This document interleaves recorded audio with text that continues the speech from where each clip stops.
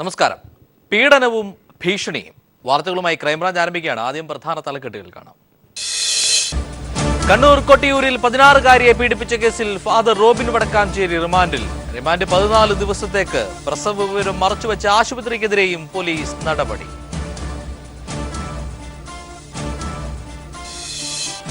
കൊച്ചിയിൽ സിനിമാ നടിയെ ആക്രമിച്ച കേസിൽ പൾസർ സുനിയുടെ സുഹൃത്ത് മനുവിന്റെ വീട്ടിൽ നിന്ന് മെമ്മറി കാർഡും പെൻഡ്രൈവും കണ്ടെത്തി. ദൃശ്യങ്ങൾ കണ്ടെത്താൻ ഊർജിത പരിശോധന.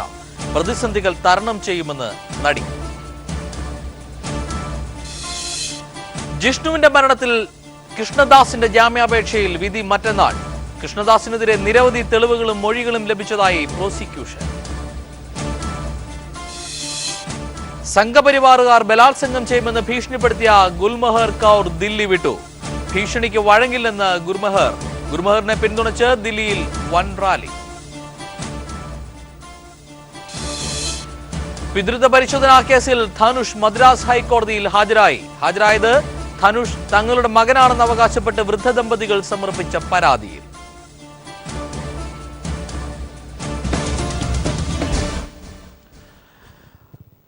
പീഡനത്തെ തുടർന്ന് +1 വിദ്യാർത്ഥിനി പ്രസവിച്ച സംഭവത്തിൽ അറസ്റ്റിലായ ഫാദർ റോബിൻ വടക്കഞ്ചേരി കുറ്റം സമ്മതിച്ചു. വൈദികനെ 14 ദിവസത്തേക്ക് റിമാൻഡ് ചെയ്തു. അതേസമയം വൈദികനെ സംരക്ഷിക്കാൻ ഉന്നത ഇടപെടൽ നടക്കുന്നതായും പോലീസിന് സൂചനകൾ ലഭിച്ചിട്ടുണ്ട്.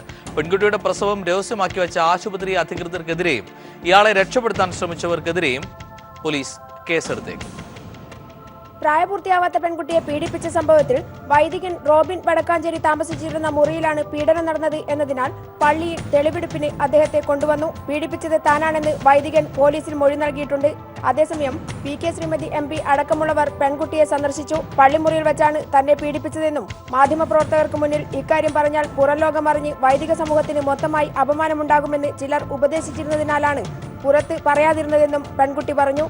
അതേസമയം പ്രായപൂർത്തിയാകാത്ത പെൺകുട്ടി പ്രസവിച്ച വിവരം രഹസ്യമാക്കി വെച്ച ആശുപത്രി അധികൃതരടക്കമുള്ളവരെ നിയമ നടപടിക്ക് വിധേയമാക്കണമെന്ന് PK ശ്രീമതി MP ആവശ്യപ്പെട്ടു. ഹോസ്പിറ്റൽ മാനേജ്മെന്റിനെ കൊണ്ട് ഒളിപ്പിച്ചു വെക്കാൻ അവിടെയും പ്രേരണ ഉണ്ടായിട്ടുണ്ട്. ആരോ അവിടെ എത്തിയിട്ടുണ്ട്. അപ്പോൾ എത്തിയതാര്, പ്രേരിപ്പിച്ചതാര് എന്നുള്ളത്. അതിനുശേഷം ആ ചെറിയ കുഞ്ഞു ബാവയെ വൈത്തിരിയിലേക്ക് ഒരു സ്ഥാപനത്തിലേക്ക് കൊണ്ടുപോയി. ആ സ്ഥാപനത്തിലേക്ക് കൊണ്ടുപോകാൻ ഇവരെ ഈ പാവപ്പെട്ട കുടുംബത്തെ പ്രേരിപ്പിച്ചതാണ്. ധാരാളം പെൺകുട്ടികളെ ബാംഗ്ലൂരിലേക്കും ഗുജറാത്തിലേക്കും കാനഡയിലേക്കും കടത്തിക്കൊണ്ടുപോയിട്ടുണ്ട്. വൈദികൻ മാനേജറായ ഇമിഗ്രേഷൻ ജൂബിലി ഹയർ സെക്കൻഡറി സ്കൂളിലേക്ക് SFI DYFI പ്രവർത്തകർ വൈദികനെ മാനേജർ സ്ഥാനത്ത് നിന്ന് നീക്കം ചെയ്യണമെന്നാവശ്യപ്പെട്ട് മാർച്ച് നടത്തി. വിദ്യാർത്ഥിനിക്ക് അപ്പൻഡിക്സ് ആണെന്നാണ് തങ്ങൾ കരുതിയതെന്നാണ് പ്രിൻസിപ്പൽ വിശദീകരിച്ചത്. അപ്പൻഡിസൈറ്റിസിന്റെ ട്രീറ്റ്മെന്റിലാണ് എന്നുള്ളൊരു വിവരം മാത്രമാണ് നമ്മൾ പേരൻസിനോട് ചോദിക്കുമ്പോൾ നമുക്ക് തന്നിരിക്കുന്നത്, രേഖാമൂലം നമ്മളെ അറിയിച്ചിരിക്കുന്നത്. PV Joshila, news bureau, Kannur. കൊച്ചിയിൽ നടിയുടെ അപകീർത്തികരമായ ദൃശ്യങ്ങൾ പകർത്തിയ മൊബൈൽ ഫോണിനായി പോലീസ് തെരച്ചിൽ ഊർജിതമാക്കി. ഗോശ്രീ പാലത്തിന് സമീപം കായലിൽ നാവികസേനയുടെ മുങ്ങൽ വിദഗ്ധരുടെ സഹായത്തോടെയാണ് തെരച്ചിൽ നടത്തിയത്. ഇതിനിടെ പ്രതികളുമായി പോലീസ് അമ്പലപ്പുഴയിലെത്തി തെളിവെടുപ്പുകൾ നടത്തി. സുനിൽകുമാറിന്റെ സുഹൃത്ത് മനുവിന്റെ വീട്ടിൽ നിന്ന് ഒരു സിം കാർഡും ഒരു മെമ്മറി കാർഡും പോലീസിന് ലഭ്യമായി. പരിശോധനകൾ തുടരുകയാണ്. സംഭവത്തിലെ പ്രധാന തെളിവായ ദൃശ്യങ്ങൾ പകർത്തിയ മൊബൈൽ ഫോൺ കണ്ടെത്താനുള്ള ശ്രമം പോലീസ് ഊർജിതപ്പെടുത്തി. ഇതിന്റെ ഭാഗമായി പ്രതികളുമായി ഗോശ്രീ പാലത്തിലെത്തി തെളിവെടുപ്പ് നടത്തി. നടിയെ ആക്രമിച്ച ശേഷം മടങ്ങവേ പാലത്തിൽ നിന്നും കായലിലേക്ക് മൊബൈൽ എറിഞ്ഞുകളഞ്ഞതായി മുഖ്യപ്രതി സുനിൽകുമാർ മൊഴി നൽകിയിരുന്നു. പ്രതി ചൂണ്ടിക്കാട്ടിയ സ്ഥലത്ത് കായലിൽ വിശദമായ തിരച്ചിൽ നടത്തി. ഇതിനായി നാവികസേനയിലെ മുങ്ങൽ വിദഗ്ധരുടെ സേവനം പോലീസിന് ലഭിച്ചു. ഏറെ നേരം കായലിൽ പരിശോധന നടത്തിയെങ്കിലും മൊബൈൽ കണ്ടെടുക്കാനായില്ല. തിരച്ചിൽ തുടരാനാണ് പോലീസിന്റെ തീരുമാനം. ഇതിനിടെ സുനിൽകുമാറിന്റെ സുഹൃത്തും മനുവിന്റെ അമ്പലപ്പുഴയിലെ വീട്ടിൽ നിന്നും ഒരു സിം കാർഡും ഒരു മെമ്മറി കാർഡും പോലീസിന് ലഭിച്ചു. കക്കാഴത്തെ മനുവിന്റെ വീട്ടിൽ സുനിയുമായി തെളിവെടുപ്പിനെത്തിയപ്പോഴായിരുന്നു ഇവ ലഭിച്ചത്. ഇവ ശാസ്ത്രീയ പരിശോധനയ്ക്ക് അയക്കുമെന്ന് പോലീസ് അറിയിച്ചു. കൃത്യത്തിന് ശേഷം അമ്പലപ്പുഴയിലെത്തിയ പ്രതികൾ മനുവിന്റെ വീട്ടിലെത്തി പണം ആവശ്യപ്പെട്ടിരുന്നതായി മൊഴി നൽകിയിട്ടുണ്ട്. പ്രതികൾ മനുവുമൊത്തുപോയ കടൽ തീരത്തും ഇരുവരെയും എത്തിച്ച് തെളിവെടുത്തു. തെളിവെടുപ്പിനിടെ പ്രതികളെ കാണാനും മറ്റുമായി നൂറുകണക്കിന് ആളുകൾ തടിച്ചുകൂടിയിരുന്നു. സുനിൽകുമാർ സ്വർണ്ണമാല പണയം വെച്ച കായംകുളത്തെ സ്വകാര്യ ബാങ്കിൽ നിന്നും രേഖകളും സ്വർണ്ണമാലയും പോലീസ് ശേഖരിച്ചിട്ടുണ്ട്. News bureau, Kochi, Alappuzha. താൻ തിരികെ വരിക തന്നെ ചെയ്യുമെന്ന് കൊച്ചിയിൽ ആക്രമണത്തിനിരയായ നടി. ഇൻസ്റ്റഗ്രാമിലാണ് തിങ്കളാഴ്ച പ്രതികരണമെത്തിയത്. സംഭവത്തിന് ശേഷം ആദ്യമായാണ് നടി പരസ്യമായി പ്രതികരിക്കുന്നത്. ജീവിതം പലതവണ തന്നെ തളർത്തിയിട്ടുണ്ട്. ദുഃഖങ്ങളും പരാജയങ്ങളും അനുഭവിച്ചറിഞ്ഞു. എല്ലാ തവണയും ഉയർത്തെഴുന്നേറ്റിട്ടുമുണ്ട്. ഞാൻ മടങ്ങി വരിക തന്നെ ചെയ്യും. പിന്തുണച്ചവർക്കും സ്നേഹിച്ച് കൂടെ നിന്നവർക്കും നന്ദിയും സന്ദേശത്തിൽ രേഖപ്പെടുത്തുന്നു. ഡെബിറ്റ് കാർഡ് ഉപയോഗിച്ച് പെട്രോൾ അടിച്ചാൽ ഇളവ് ലഭിക്കുമെന്ന കേന്ദ്ര സർക്കാർ വാഗ്ദാനം കള്ളം എന്ന് തെളിയുന്നു. ATM കാർഡ് ഉപയോഗിച്ച് ഇടപാട് നടത്തിയാൽ 0.75% ഇളവ് നൽകുമെന്നായിരുന്നു കേന്ദ്ര സർക്കാർ പറഞ്ഞിരുന്നത്. എന്നാൽ ഇളവ് ലഭിക്കുന്നില്ലെന്ന് മാത്രമല്ല, സർവീസ് ചാർജ് എന്ന പേരിൽ വൻതുക ബാങ്കുകൾ ഈടാക്കുന്നതായും ഉപഭോക്താക്കൾ പരാതിപ്പെടുന്നു. തിരുവനന്തപുരത്ത് നിന്ന് ജീവൻകുമാർ നൽകുന്ന റിപ്പോർട്ട് കാണാം. നോട്ട് നിരോധനത്തിനു ശേഷം കറൻസി രഹിത ഇടപാടുകൾ പ്രോത്സാഹിപ്പിക്കുന്നതിന്റെ ഭാഗമായിട്ടാണ് പെട്രോൾ ബങ്കുകളിൽ ഡെബിറ്റ് കാർഡ് ഉപയോഗിച്ച് ഇടപാട് നടത്തുന്നവർക്ക് കേന്ദ്ര സർക്കാർ ഇളവുകൾ പ്രഖ്യാപിച്ചത്. ഡെബിറ്റ് കാർഡ് ഉപയോഗിച്ച് ഇടപാട് നടത്തുകയാണെങ്കിൽ 0.75% ഇളവ് ലഭിക്കുമെന്നായിരുന്നു കേന്ദ്ര പെട്രോളിയം മന്ത്രാലയത്തിന്റെ വാഗ്ദാനം.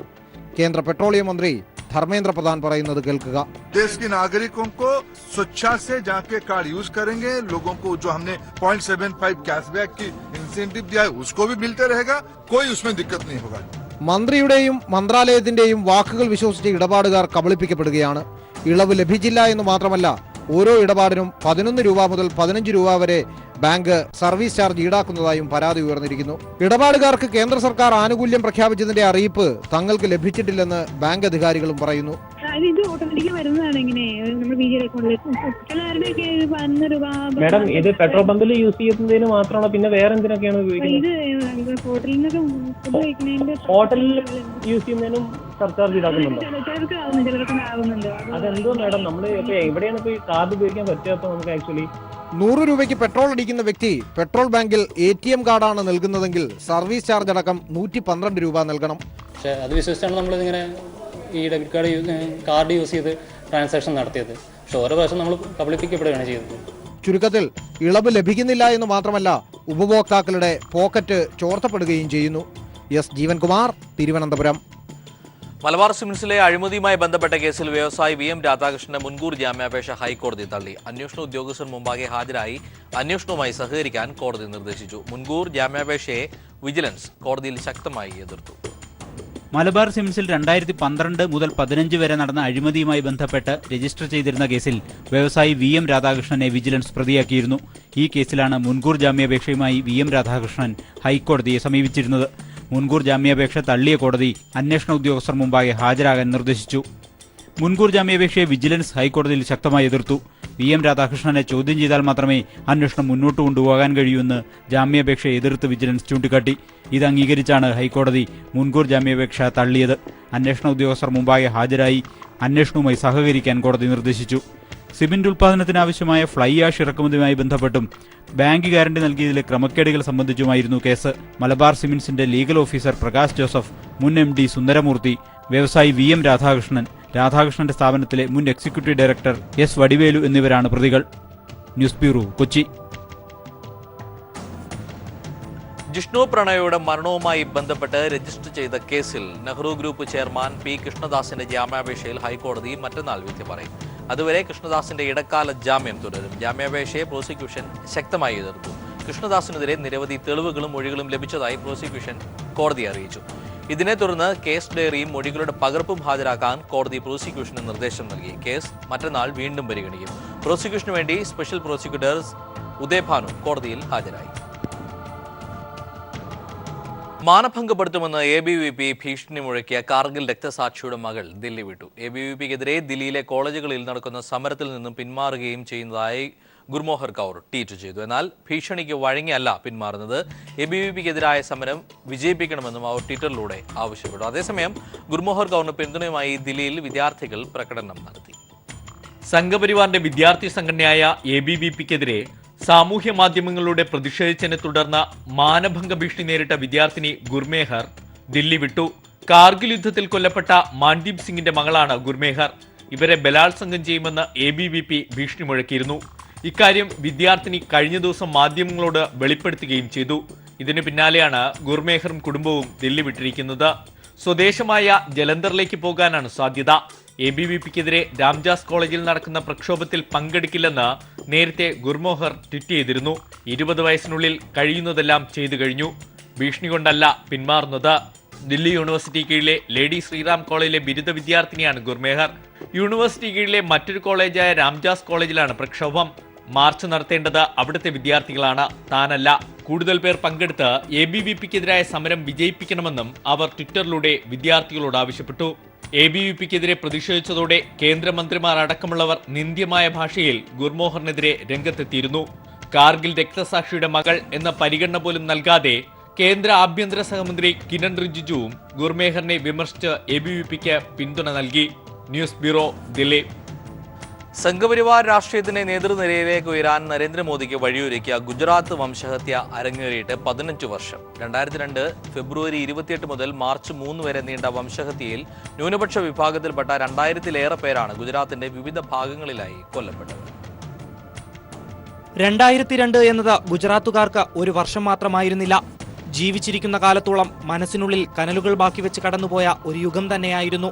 ഗുജറാത്ത് വംശഹത്യ നടന്ന് 15 വർഷം കടന്നുപോകുമ്പോഴും ഗുജറാത്തിന്റെ മണ്ണിൽ ഇന്നും തേങ്ങലുകൾ അടങ്ങിയിട്ടില്ല. 5 രാത്രിയും 4 പകലുകളും നീണ്ടുനിന്ന കലാപത്തിൽ ന്യൂനപക്ഷ വിഭാഗത്തിൽപ്പെട്ട 2000-ഓളം പേരാണ് ഗുജറാത്തിലെ വിവിധയിടങ്ങളിൽ കൊല്ലപ്പെട്ടത്. ആയിരങ്ങൾക്ക് പരിക്കേറ്റു. സ്ത്രീകളും കുട്ടികളും വ്യാപകമായി കൊല ചെയ്യപ്പെട്ടു. ഒട്ടേറെ പേർ നാടും വീടും ഉപേക്ഷിച്ച് മറ്റ് സംസ്ഥാനങ്ങളിലേക്ക് പലായനം ചെയ്യപ്പെട്ടു. കലാപത്തിന് നേതൃത്വം നൽകിയ സംഘപരിവാറിന്റെയും പോഷക സംഘടനയായ VHPയുടെയും ബജ്രംഗ് ദളിന്റെയും RSSന്റെയും ഒക്കെ കാവ്യഭീകരതയിൽ നഷ്ടമായത് നൂറുകണക്കിന് സ്ത്രീകളുടെ മാനവും കൂടിയായിരുന്നു. ഗുജറാത്തിലെ ഗോദ്ര റെയിൽവേ സ്റ്റേഷനിൽ സബർമതി എക്സ്പ്രസിന്റെ കോച്ചിന് തീപിടിച്ചതായിരുന്നു കലാപത്തിന്റെ തുടക്കം. ഈ അപകടത്തിൽ മരണപ്പെട്ട 59 പേർ VHP സംഘടിപ്പിച്ച പൂർണ്ണഹൂതി മഹായജ്ഞത്തിൽ പങ്കെടുത്ത് മടങ്ങുകയായിരുന്ന കർസേവകരായിരുന്നു എന്നതാണ് കാവിപ്പടയെ കലാപത്തിനായി ചൊടിപ്പിച്ച തുടർന്നുള്ള ഗുജറാത്തിന്റെ തെരുവുകളെ ചോരപ്പുഴയാക്കി മാറ്റിയത്. കലാപത്തെ തുടർന്ന് അന്വേഷണങ്ങൾക്ക് ശേഷം 100ഓളം പേരെ കുറ്റക്കാരായി കണ്ടെത്തി. ചില കേസുകൾ സാക്ഷികൾ ഭയന്നു പിന്മാറിയതിനാൽ കോടതി മുറിയിൽ തന്നെ അവ അവസാനിച്ചു. കലാപം യഥാസമയം അടിച്ചമർത്താത്തതിനാൽ മുഖ്യമന്ത്രി നരേന്ദ്രമോദിക്ക് ഗുജറാത്ത് ഹൈക്കോടതിയുടെ രൂക്ഷ വിമർശനവും കേൾക്കേണ്ടി വന്നു. തുടർന്ന് നടന്ന രാഷ്ട്രീയ സംഭവങ്ങൾ നരേന്ദ്രമോദിയെ പ്രധാനമന്ത്രി പദത്തിൽ വരെ കൊണ്ടെത്തിച്ചു എന്നതാണ് പരക്കെ ആക്ഷേപം. എന്നാൽ ഗുജറാത്ത് വംശഹത്യയ്ക്ക് 15 വയസ്സ് തികയുമ്പോൾ ദുരിതഭൂമിയുടെ വർത്തമാനത്തെക്കുറിച്ച് പറയുകയാണെങ്കിൽ വർഗീയത ബാധിച്ച അക്രമി സംഘം ചവിട്ടിയരച്ച ജീവിതങ്ങൾക്ക് നീതി ലഭ്യമാക്കാൻ ഇന്ത്യൻ ജനാധിപത്യ മതേതര സംവിധാനത്തിന് കഴിഞ്ഞുപോയെന്നത് പരിശോധിക്കേണ്ടിയിരിക്കുന്നു. Rinu Sreedhar, political desk, people TV. Dhanush തങ്ങളുടെ മകനാണെന്ന് അവകാശപ്പെട്ട് വൃദ്ധ ദമ്പതികൾ സമർപ്പിച്ച പരാതിയിന്മേലുള്ള തെളിവെടുപ്പിനായി നടൻ കോടതിയിൽ ഹാജരായി. മദ്രാസ് ഹൈക്കോടതിയുടെ മധുര ബെഞ്ചിന് മുന്നിലാണ് ധനുഷ് നേരിട്ട് ഹാജരായത്. തിരിച്ചറിയൽ അടയാളങ്ങളുടെ പരിശോധനയ്ക്കായി അമ്മ വിജയലക്ഷ്മിക്കൊപ്പമാണ് താരം കോടതിയിലെത്തിയത്. തമിഴ് സൂപ്പർ താരം ധനുഷ് തങ്ങളുടെ മകനാണെന്ന് അവകാശപ്പെട്ട് വൃദ്ധ ദമ്പതികൾ സമർപ്പിച്ച ഹർജിയിലാണ് ധനുഷ് കോടതിയിൽ നേരിട്ട് ഹാജരായത്. മേലൂരിലെ മണ്ണാമ്പട്ടി ഗ്രാമത്തിൽ നിന്നുള്ള കതിരേശൻ മീനാക്ഷി ദമ്പതികളാണ് ധനുഷ് തങ്ങളുടെ മകനാണെന്ന് അവകാശപ്പെട്ട് കോടതിയെ സമീപിച്ചിരുന്നത്. ധനുഷ് കോടതിയിലെത്തിയപ്പോൾ സർക്കാർ ഡോക്ടറോടും മധുര ബെഞ്ചിന്റെ രജിസ്ട്രാറോടും ശരീരത്തിലെ മറുകുകൾ പരിശോധിക്കാൻ ജസ്റ്റിസ് ചൊക്കലിംഗം ആവശ്യപ്പെടുകയായിരുന്നു. രജിസ്ട്രാറുടെ ചേംബറിലായിരുന്നു ശരീരപരിശോധന. ശരീരത്തിലെ അടയാളങ്ങൾ പരിശോധിച്ചതിനു ശേഷം ഡോക്ടറുടെ സ്ഥിരീകരണത്തിനായി വിട്ടിരിക്കുകയാണ്. മാതാവ് വിജയലക്ഷ്മിക്കൊപ്പമാണ് ധനുഷ് കോടതിയിലെത്തിയത്. കഴിഞ്ഞയാഴ്ച വാദം കേൾക്കുന്നതിനിടെ നടന്റെ വിദ്യാഭ്യാസ രേഖകളും സ്കൂൾ സർട്ടിഫിക്കറ്റുകളും അദ്ദേഹത്തിന്റെ അഭിഭാഷകൻ ഹാജരാക്കിയിരുന്നു. ധനുഷിന്റെ 10ാം ക്ലാസ് സർട്ടിഫിക്കറ്റും TCയുമാണ് കോടതിയിൽ നൽകിയത്. ഈ സർട്ടിഫിക്കറ്റുകൾ പ്രകാരം ധനുഷ് പഠിച്ചത് ചെന്നൈയിലാണ്. എന്നാൽ വൃദ്ധ ദമ്പതികൾ ആദ്യം മേലൂർ ജുഡീഷ്യൽ മജിസ്ട്രേറ്റ് കോടതിയിലാണ് പരാതി നൽകിയിരുന്നത്. 1985 നവംബർ 7-നാണ് ധനുഷ് ജനിച്ചതെന്നും ദമ്പതികൾ പറയുന്നു. ധനുഷ് തങ്ങളുടെ മകനാണെന്ന് തെളിയിക്കുന്ന നിരവധി രേഖകളും ദമ്പതികൾ ഹാജരാക്കിയിരുന്നു. എന്നാൽ ദമ്പതികളുടെ കീഴ്ക്കോടതിയിലെ ഹർജി റദ്ദാക്കണമെന്നാവശ്യപ്പെട്ട് ധനുഷ് മധുര ബെഞ്ചിനെ സമീപിക്കുകയായിരുന്നു. ഇതേ തുടർന്നാണ് ധനുഷിന്റെ സ്കൂൾ രേഖകൾ ഹാജരാക്കാൻ മധുര ബെഞ്ച് ഇരുവിഭാഗത്തോടും ആവശ്യപ്പെട്ടത്. എന്നാൽ ധനുഷ് ഹാജരാക്കിയ സ്കൂൾ രേഖകളിൽ ശരീരത്തിലെ തിരിച്ചറിയൽ അടയാളങ്ങൾ രേഖപ്പെടുത്തിയിരുന്നില്ല. ഇതേ തുടർന്നാണ് ധനുഷ് നേരിട്ട് ഹാജരാകണമെന്ന് കോടതി നിർദ്ദേശിച്ചത്. അതേസമയം സിനിമാ രേഖകൾ ഉൾപ്പെടെ മറ്റു ചില രേഖകളും ധനുഷിന്റെ അഭിഭാഷകൻ കോടതിയിൽ സമർപ്പിച്ചു. സംവിധായകൻ കസ്തൂരി രാജയും വിജയലക്ഷ്മിയുമാണ് ധനുഷിന്റെ മാതാപിതാക്കൾ. എന്നാൽ കലയേരശൻ എന്നാണ് ധനുഷിന്റെ പേരെന്നും പഠന കാലയളവിൽ ധനുഷ് നാടുവിട്ടതാണെന്നും വൃദ്ധ ദമ്പതികൾ പറയുന്നു. ധനുഷ് പ്രതിമാസം 65,000 രൂപ ചെലവിന് തരണമെന്നാണ് വൃദ്ധ ദമ്പതികൾ ഹർജിയിൽ ആവശ്യപ്പെട്ടിട്ടുള്ളത്. News desk. തിരുവനന്തപുരം റൂറൽ SPയുടെ ഡ്രൈവറായ പോലീസുകാരനെ മാറാനെല്ലൂർ പോലീസ് മർദ്ദിച്ചതായി പരാതി. എന്നാൽ മർദ്ദിച്ചിട്ടില്ലെന്നും സ്റ്റേഷനിലേക്ക് കൂട്ടിക്കൊണ്ടുവരിക മാത്രമാണ് ചെയ്തതെന്നും പോലീസിന്റെ വിശദീകരണം. ജില്ലാ ക്രൈംബ്രാഞ്ച് DYSPയോട് അന്വേഷിച്ച് റിപ്പോർട്ട് ഹാജരാക്കാൻ തിരുവനന്തപുരം റൂറൽ SP ഉത്തരവിട്ടു. മാറനല്ലൂർ ചീനിവിളയിൽ ശനിയാഴ്ച രാത്രി 7 മണിക്കാണ് സംഭവമുണ്ടായത്. ഊരൂട്ടമ്പലം സ്വദേശിയും SPയുടെ ഡ്രൈവറുമായ അനീഷിനെ മാറനല്ലൂർ SIയും സ്റ്റേഷനിലെ റൈറ്റർ എന്ന് പരിചയപ്പെടുത്തിയ സിവിൽ വേഷത്തിലെത്തിയ ഒരു ഉദ്യോഗസ്ഥന് ചേർന്ന് മർദ്ദിച്ചു എന്നാണ് അനീഷിന്റെ പരാതി. എന്നാൽ ബന്ധുക്കൾ തമ്മിലുള്ള വാക്കുതർക്കത്തിൽ ഏർപ്പെട്ടിരുന്ന അനീഷിനെ സ്റ്റേഷനിലേക്ക് വിളിച്ചുകൊണ്ടുവരിക മാത്രമാണ് ചെയ്തതെന്നാണ് മാറനല്ലൂർ പോലീസ് നൽകുന്ന വിശദീകരണം. ബന്ധുക്കളുടെ മുന്നിലിട്ട് മർദ്ദിച്ച പോലീസ് ഉദ്യോഗസ്ഥർക്കെതിരെ നടപടി സ്വീകരിക്കണമെന്നാവശ്യപ്പെട്ട് അനീഷ് റൂറൽ എസ്.പി. അശോക് കുമാറിന് പരാതി നൽകി. അനീഷിന്റെ പരാതി അന്വേഷിക്കുന്നതിനായി ജില്ലാ ക്രൈംബ്രാഞ്ച് ഡിവൈഎസ്പിയെ റൂറൽ എസ്.പി. ചുമതലപ്പെടുത്തി. News bureau, Thiruvananthapuram. തിരുവനന്തപുരം വിതുര മരുതാമല കുളത്തിൽ നിന്നും രക്ഷപ്പെടുത്തിയ കാട്ടാന ചരിഞ്ഞു. അടിപ്പറമ്പ് വനമേഖലയിലാണ് കുട്ടിക്കൊമ്പനെ ചരിഞ്ഞ നിലയിൽ കണ്ടെത്തിയത്. കുളത്തിൽ നിന്ന് രക്ഷപ്പെടുത്തിയ ശേഷം ആനയ്ക്ക് സാരമായ പരിക്കുകൾ ഉണ്ടെന്ന് വ്യക്തമായിട്ടും വനം വകുപ്പ് ഫലപ്രദമായ ചികിത്സ നൽകിയില്ലെന്നാണ് നാട്ടുകാരുടെ പരാതി. കാട്ടിൽ നിന്ന് വെള്ളം തേടി നാട്ടിലെത്തിയ കുട്ടിക്കൊമ്പൻ ഇന്നലെ രാവിലെയാണ് മരുതാമലയിൽ കുളത്തിൽ വീണത്.